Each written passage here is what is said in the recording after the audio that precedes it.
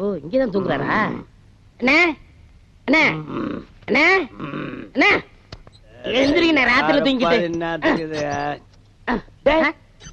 நீயாடா நடு ராத்திரியில ஊரே தூங்கிட்டு இருக்கு, நீ எதுக்குடா இங்க வந்த? என் சந்தேகத்தை தீர்த்து வைங்கண்ணே. ஏன்டா சந்தேகத்தை தீர்க்க நான் என்ன நக்கீரனா?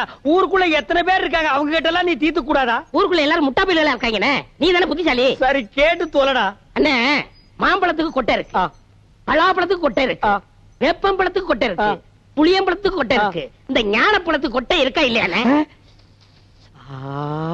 அண்ணே சொல்லுங்கண்ணே.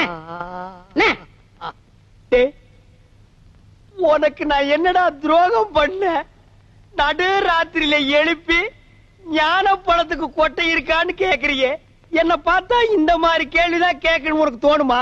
டேய், அத கையில வாங்கின புள்ளையா இருக்கே, அந்த பழத்துல கொட்டை இருக்கா இல்லையான்னு சந்தேகம் இல்ல. உனக்கு ஏண்டா வந்தது? ஞான பழத்துல கொட்டை இருந்தா என்ன, இல்லன்னா என்ன, வாங்கி சப்பிட்டு போக வேண்டியதானே. உட்கார, எந்திரிச்சு போ.